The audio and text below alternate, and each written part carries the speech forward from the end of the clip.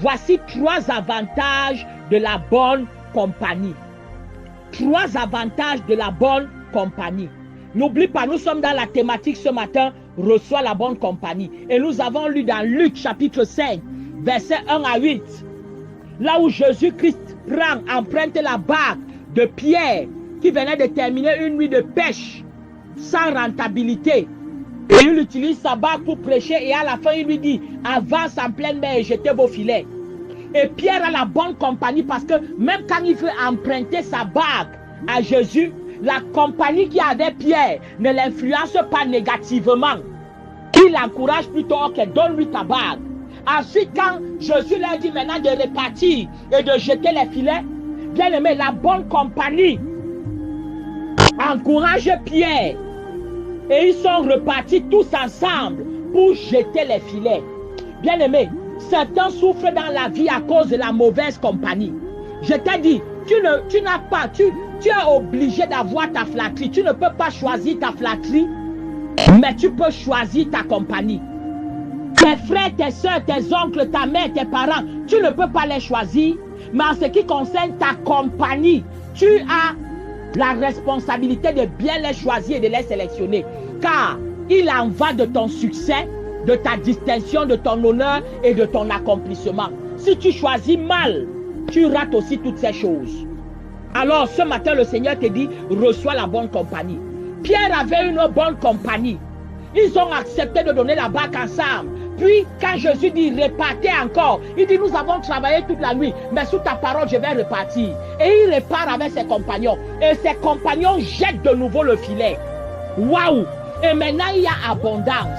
Et quand l'abondance vient, ils appellent encore une autre dimension de compagnie. On dit qu'il y avait une autre personne. D'autres qui avaient également leur barque. Et quand ils ont été appelés, ils sont venus.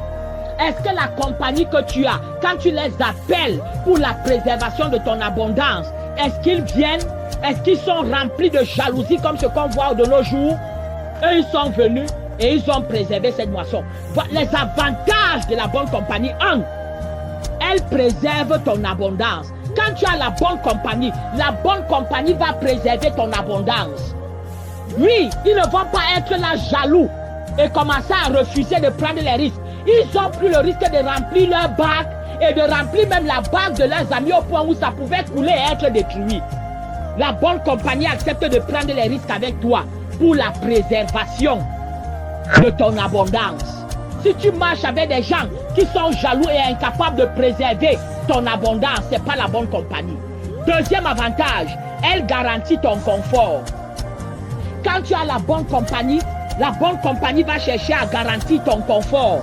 Il cherche à ce que tu sois dans le confort. Pierre est revenu avec ceci. Mais comme il était dans le besoin, peut-être il fallait qu'il résolve, qu'il ait une substance pour pouvoir répondre à sa famille et à sa belle famille. Ceci, on dit que non, on va partir avec lui et jeter nos filets, même comme on est fatigué. Il cherche ton confort, la bonne compagnie. Troisième avantage de la bonne compagnie, elle accroît ta compétence. La bonne compagnie accroît ta compétence. La Bible dit, celui qui marche avec les sages devient sage. Donc, la bonne compagnie va accroître ta compétence. Ne vous y trompez pas, la mauvaise compagnie corrompt les bonnes mœurs. Donc, quand il y a aussi une mauvaise compagnie, ils vont plutôt décroître et détruire ta compétence. Alors, bien aimé, tu vois qu'ils vont aller et Pierre, avec sa compagnie, vont réussir à pêcher beaucoup plus de poissons. La compétence est accrue. Shalom.